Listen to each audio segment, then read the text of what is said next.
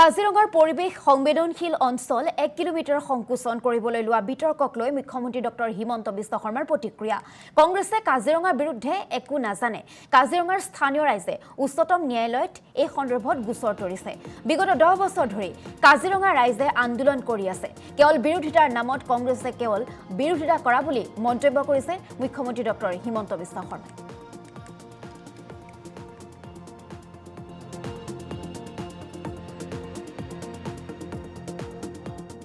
আৰু কলিয়াবৰলৈকে যদি eco sensitive জোনটো যায় তে তাৰ মানুহবিলাকে কেনেকৈ চলিব? এটোতো বোকাখাটৰ স্থানীয় ৰাইজে সুপ্ৰিম কোৰ্টত কেছ দি থৈছে। কলিয়াবৰৰ স্থানীয় ৰাইজেতো সুপ্ৰিম কোৰ্টত কেছ দি থৈছে। আজি মোৰ মুখেদি ওলোৱা কাৰণে ভাবিলে মই কিবা এটা নতুন কাম কৰিব গৈ আছো। যোৱা 10 বছৰৰ পৰা কাজিৰঙাৰ কাষৰ সমাজখনে আন্দোলন কৰিয়ে আছে যে আমাক ব্যৱসায় কৰাৰ সুযোগ দিয়ক, আমাক জিয়াই থকাৰ সুযোগ দিয়ক, আমাক খেদি দিলে কেনেকৈ কাজিৰঙাখন বাচিব।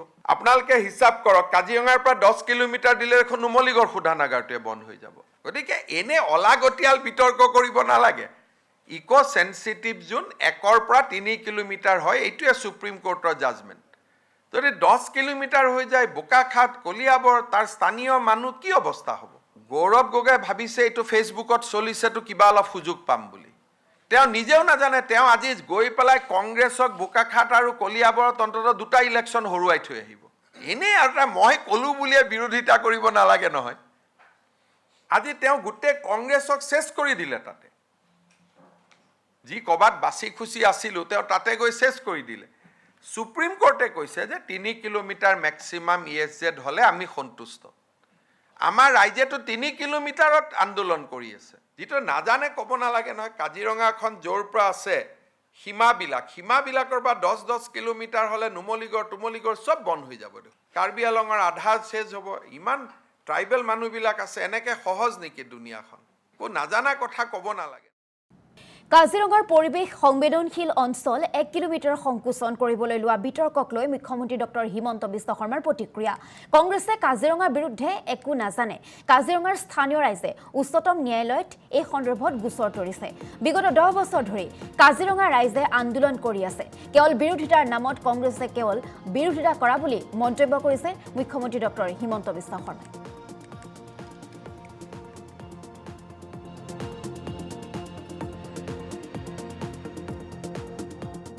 আৰু কলিয়াবৰলৈকে যদি ইকো সেনসিটিভ জোনটো যায় তে তাৰ মানুহবিলাকে কেনেকৈ চলিব?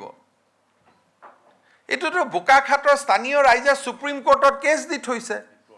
কলিয়াবৰৰ স্থানীয় ৰাইজেতো সুপ্ৰিম কোৰ্টত কেছ দি থৈছে। আজি মোৰ মুখেদি ওলোৱা কাৰণে ভাবিলে মই কিবা এটা নতুন কাম কৰিব গৈ আছো। যোৱা 10 বছৰৰ পৰা কাজিৰঙাৰ কাষৰ সমাজখনে আন্দোলন কৰিয়ে আছে যে আমাক ব্যৱসায় কৰাৰ সুযোগ দিয়ক, আমাক জিয়াই থকাৰ সুযোগ দিয়ক, আমাক খেদি দিলে কেনেকৈ কাজিৰঙাখন বাচিব। আপোনালোকে হিচাপ কৰক, কাজিৰঙাৰ পৰা 10 কিলোমিটাৰ দিলে এখন নুমলীগড় শোধানাগাৰটোৱে বন্ধ হৈ যাব। গতিকে এনে অলাগতিয়াল বিতৰ্ক কৰিব নালাগে।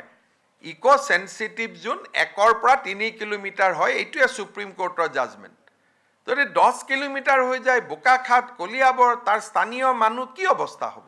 গৌৰৱ গগৈ ভাবিছে এইটো ফেচবুকত চলিছেতো কিবা অলপ সুযোগ পাম বুলি। তেওঁ নিজেও নাজানে তেওঁ আজি গৈ পেলাই কংগ্ৰেছক বোকাখাট আৰু কলিয়াবৰত অন্তত 2টা ইলেকশ্যন হৰুৱাই থৈ আহিব। এনেই আৰু মই ক'লো বুলিয়ে বিৰোধিতা কৰিব নালাগে নহয়।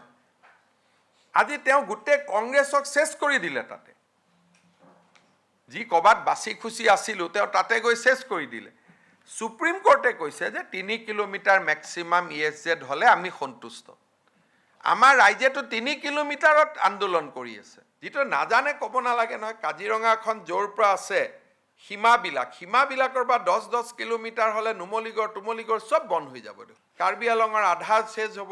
ইমান ট্ৰাইবেল মানুহবিলাক আছে, এনেকৈ সহজ নেকি দুনিয়াখন? একো নাজানা কথা ক'ব নালাগে।